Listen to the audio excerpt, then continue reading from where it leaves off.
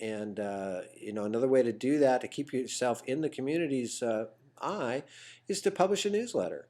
And you can do that. You know, here's a great idea for you. You know, why not pick a neighborhood you love and go out and, you know, start to build relationships with the folks that live in that area and build them a website just for their neighborhood. It's not that hard to do. And, you know, this is a place where they can go and they can share things that they might want to share on the community website. You know, things like garage sales, moving sales. Who knows? Maybe they have a business that they'd like to promote within the newsletter. There's all kinds of things you can do with that that really can build a community feeling, and you can be the go-to realtor for that neighborhood, right? Or that organization. You can do that with an organization as well. Okay, sending flyers by snail mail or hand delivering them. I used to love to do the, you know, mail flyers out with a letter to the mega agents that work the market where I just took a new listing. Let them know about the new listing, and I know they're a mega agent, and they're, you know, most likely agent to possibly have a buyer for the property. You know, if they would do me a favor and take a peek at it, I'd be happy to do the same for them in return. Thank you very much, Mike Fuller. And you know, the other thing that you want to do with flyers, because I used to never have flyer boxes, because you're really shooting yourself in the foot with a flyer box. I can explain that to you later if you'd like to know more. But you know, if you're going to have flyers on a property, why not take the extra effort and hand deliver those to the 50 closest neighbors? Let them know you've just listed the Smith home up the street. You feel it's a tremendous value. And the reason you're stopping by is to ask if they happen to know anyone that is looking for a home that might like to live in the neighborhood. Gives them a chance to pick their neighbor, right? That's what I used to say, and people used to break the ice with that, and you'd get to talking with them and try to isolate faces for them. You know, who do you know that's come over in the last year, or when you've had a get together here at your home, that has, you know, mentioned anything about maybe liking your neighborhood? And is there anybody like that that you can think of that, you know, maybe he's looking for a home that might like to live in the area? Anyway, it's a great way to build business. You can, not only that, you can maybe find buyers, but certainly you can find other listings as well. Because you'll, if you notice, whenever you take a listing, within 2, 3, 4 weeks after that sign of yours goes up, invariably another sign, 2 or 3, will go up within a 6-block radius of your sign, right? So why not have that be another one of your signs, right? Instead of somebody else's. So go get those. Great listing sources. Here's some more. For sale by owners, expired listings, spheres of influence, listing bank, REO opportunities, asset managers, estate attorneys, and builders. Now, these are all great sources, and again, there's a plethora of sources. These are just some of the obvious. And you know, the first couple 3 there are you know, sources that you should be working on a daily basis, kind of your bread and butter prospecting. And then, you know, over the, you know, for the long term, things like a listing bank, geographic or demographic. I used to have one that started with 250 homes that I door knocked every single day, like I said earlier, and it grew to 1,000 homes. And I did the whole program, including pumpkins at Halloween that I hand delivered with a big truck, and scary songs and neighborhood kids and outfits. And the newspaper found out, you know, somehow every year they found out, and my picture was in the paper. It was awesome. And you know, I ended up, after about 3 years in that neighborhood, I was getting 40% of the business, which amounted to, you know, somewhere around 50 to 70 transactions a year for me, which is fantastic. And would have never happened had I not put that work into that, you know, getting to know people, sowing the seeds. You know, that's why they call it farming, I guess. Estate attorneys, great opportunity. You know, REOs, let's back up REOs. I mean, that you can still break into that business, and there's a lot of it out there, slash short sales as well, if you have the stomach for it and have the persistence to stick with it and see it through. If you do, you can crush it with that business, okay?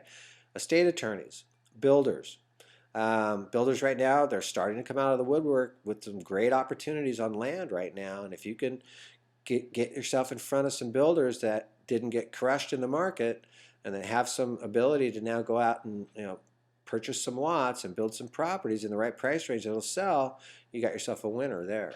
So those opportunities are there, but they're getting snapped up. So I would go after those like right now. Top 5%, they're all listing agents. with very few exceptions. And they have three goals when they take a listing. They only list saleable properties, and they always have in mind to get the highest price possible in the shortest period of time with the least inconvenience to the seller.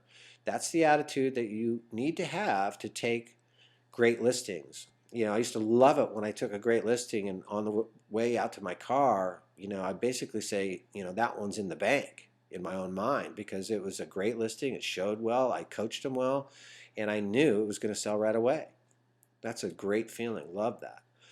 You got to know more about the seller in terms of the current market, because if you go to that listing appointment, that seller knows more than you, you're done for. You're toast. It's over for you. Okay? You've got to do your homework. And that's the only way you're going to actually get great listings is to do your homework. And the way you do it properly is setting yourself up to get it priced right and saleable and staged and everything else. You need to do a two-step approach, okay, which we dive much deeper into in a more comprehensive program that we have. Okay, the listing presentation. This is critical, and I learned this one the hard way. I used to wing it, and then I buckled down and I learned my presentation word for word. And the great ones, the top 5%, they know their presentation cold. Every step, every word, every nuance, every question, when it's going to be asked, exactly how the presentation is going to go. Because no matter what the seller says, it's not going to throw them off their game. Okay? The top 5%, they use visual aids. Of course, if there's a CMA, they may use a career book, company visuals, photos, market statistic visuals, statistics from the National Association of Realtors that they provide tremendous graphs and stats that you can use in your listing presentations. The more of that you can use, the better, because most people are very, very visual, and as you've heard, 60, 70 or more % of all communication is nonverbal. So need to use visual aids, right? Top 5% know that price is king. 80% of the market of any property out there is price. Doesn't matter the condition, location, or anything else about the property. As long as it's priced right, it will sell. If it's not priced right, it won't. Simple as that. Okay, so the top people also, they know the mood of the move, and therein lies the two-step approach. That first step is you gathering information and getting to know the mood of the move.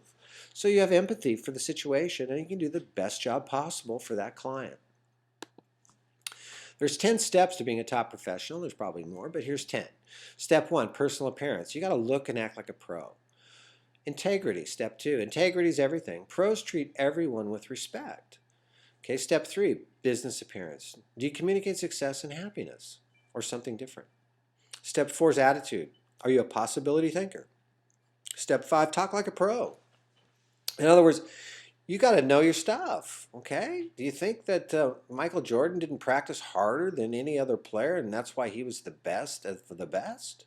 You know why? Because he practiced all the time. And, he was the first one in the gym, the last one out. And yet, he was still the best, right? Even if he didn't do that, he'd probably still be the best. But he did that to ensure that he had his skills sharpened as sharp as they could be. You need to do the same if you want to be a top realtor and make the top big bucks, right? Okay. Step 6, stay on top of the trends. People demand excellence in the pros that represent them. Don't think you can wing it. Those days are long gone, okay? And thank God, because if you want to be thought of as a professional, then you must act like one, which means you must know your stuff, okay? Be organized. The last 3 steps. Step 8, respect your fellow salespeople. Step 9, remember your family and friends. And step 10, see the people. Again, see the people. You've got to get out there and see as many people as you can to put yourself up to the plate to take as many swings at the ball as come your way. You want more?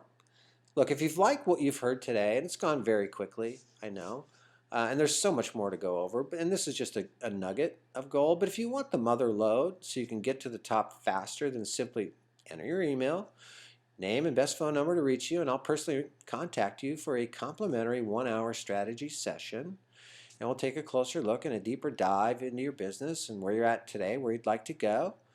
And if so, if you'd like to do that, there's no obligation whatsoever, and I promise you that I won't try to sell you anything. In fact, I guarantee you that I won't try to sell you anything. and that it will be packed full of great information that you can use. If it's something that you'd like to do, and then toward the end of that 1 hour call that we'll have, if you'd like to work further with me, then we can discuss it at that time. So thank you so much for your time today. Hope you got something out of this. I know I did. And go again to www.thesalessyndicate.com. Click on the tab above that says strategy session. Fill out the form. It'll come to me via email, and I'll reach back out to you, and we'll set up a time, and we'll have that strategy session, and we'll dive deeper, and we'll have some more fun. Make it a great day, and